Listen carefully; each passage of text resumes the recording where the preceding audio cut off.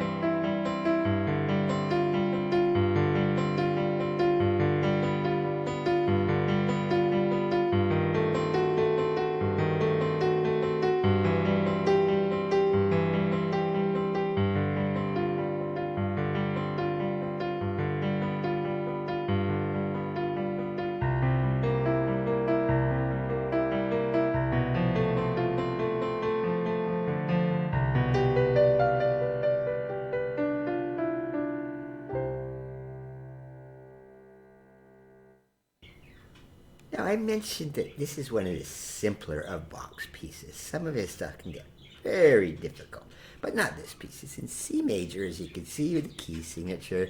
No sharps, no flats.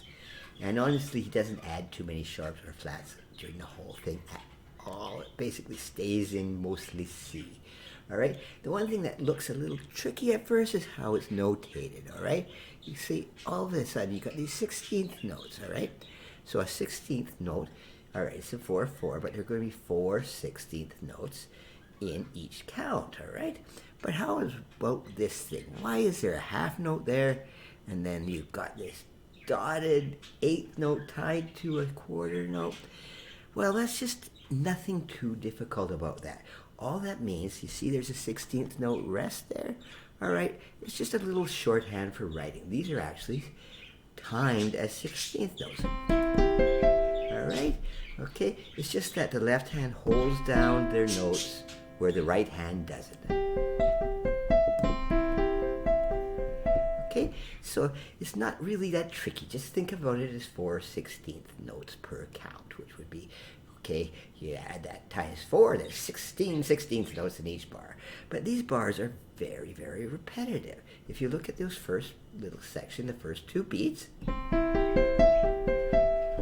that's all it is, and it repeats. The same thing goes on again, all right? And through this entire piece, you have those repeating patterns, all right? And this is very simple. This is just a C major chord, okay? If you're practicing your triads, this should be so easy. Broken chords, all right? A solid triad and just broken triads, all right? Very simple. So the first bar, all you have is this. There's really no melody to this piece, all right? It's just a bunch of chords, but it's so nice, all right? In the second bar, the third bar, and the fourth bar, all right? It just keeps repeating itself. So I'm just going to focus on these first 4 bars at first. I'll go through the whole piece, but there's not much different to teach about the next bunch. It's all the same pattern of broken chords. However, once in a while, I like to play these things solid, all right? Just in practicing. When you're learning it for the first time, hit those chords.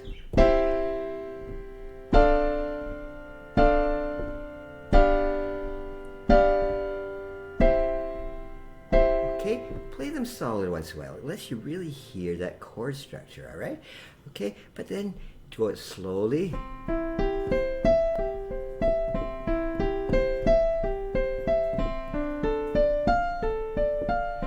And speed it up a bit. This is written as an andante, which means not too fast, not too slow, okay? Right in the middle of things, okay? So I like, as mentioned, there is no melody, but I like to put a little emphasis on the top notes of the right hand.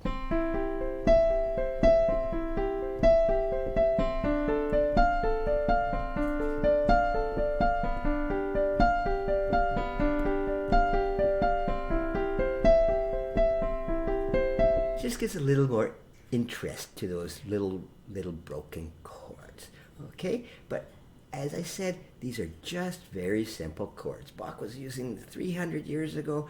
They were using the same chords you use today. When I teach a lead sheet, Bach was using the same chords. Nothing has changed. Okay, that's the first 4 bars of the piece. Very simple. It's just from C, and it goes into a G, and back to C. Very simple, all right? Okay, then again, now Bach's going to move here just to make it a little more interesting. I'll move this down a bit. All of a sudden, he's using an A minor. And then a D major. And then some G. And that's a C, all right?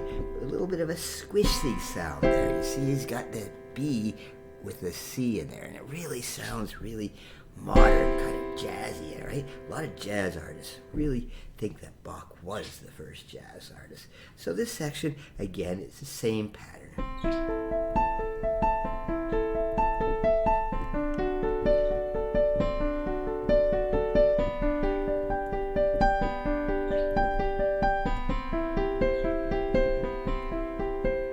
Alright, just keep repeating the same pattern over and over again. I'll just not go too far, but then it gets back into minor.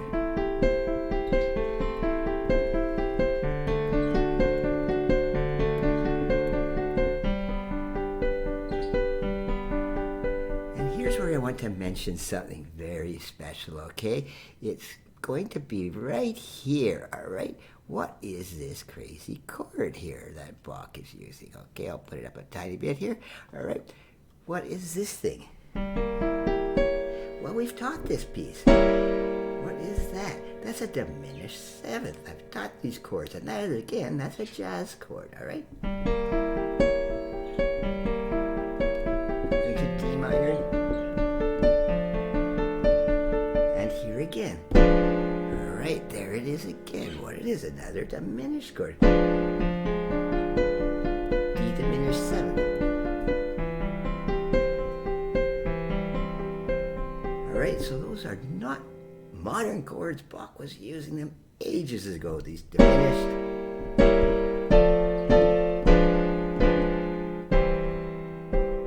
Okay, now we're just going to go ahead here, a little more here. Okay, I'm going to start right down here, okay? I'm getting a little bit ahead of myself, all right? But just keep going here. And there's an F with that squishy F7th sound.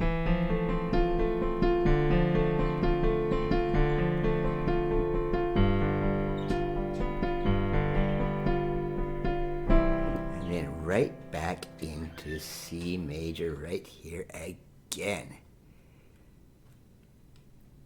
Now at this point, Bach just uses the C7th chord. To get into an F, they're all transitional chords. He's not really changing key.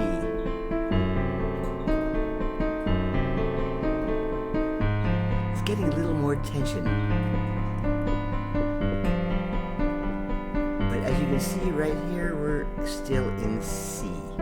Okay, he hasn't really changed keys at all. Okay, still in C. Now more tension and get louder.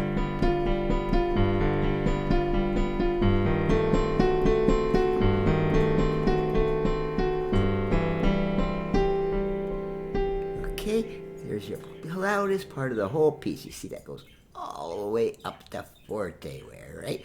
Loud. It's not super forte. There's not a whole bunch of S1 F, but that's still pretty loud.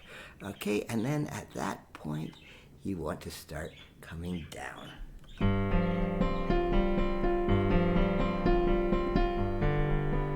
Quieter.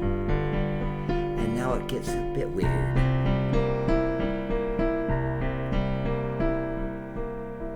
Last couple of bars are the only place Bach deviates at all from that pattern. All right, so you're coming in here. This is actually C7th chord. And now he does something weird. I thought this was a misprint or something, all right? But this is what Bach wrote. Now, what is he doing there? What kind of chord is that? Now, if you want to think of that you might hear that in jazz. I don't even want to mention what it is. It's an F major chord with a B natural. It really sounds, at first I thought it sounded really bad, but not when you put it all together. And it does this again. But then it just resolves. That B is sitting there, he's just giving it a sense of anticipation.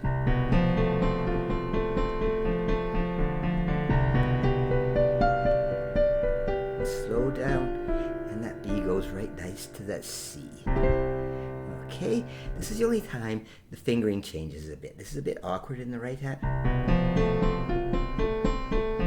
So work that slowly.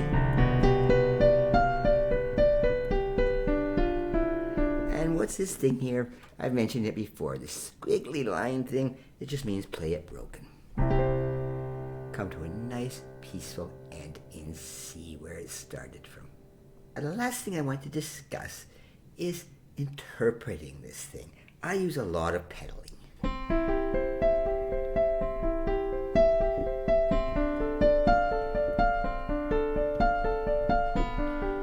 Just to hold it all together. But purists would say I'm playing it completely wrong, all right? A lot of people play it like this, no pedal at all.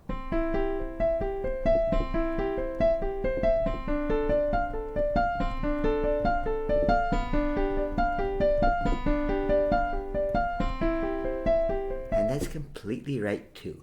But Bach himself, he would never have heard this on a piano because the piano wasn't invented. All right, he would have played this for a harpsichord or something like it. Now, if you have an electric piano, you can go ahead and change it, all right, to a harpsichord. And this is probably how Bach would have heard this thing when he played it.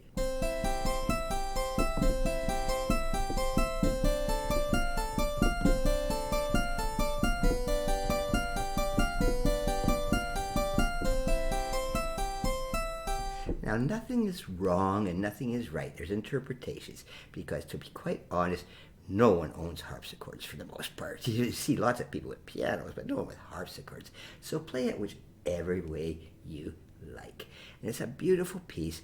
Do listen to other recordings of it and listen to the Gounod thing with what puts a melody on top of it. It is quite beautiful.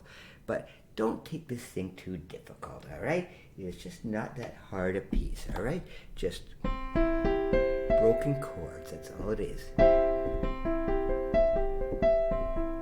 Just practice it slowly and get up to the pace you want. I hope you enjoy this piece. It's one of Bach's most favorites.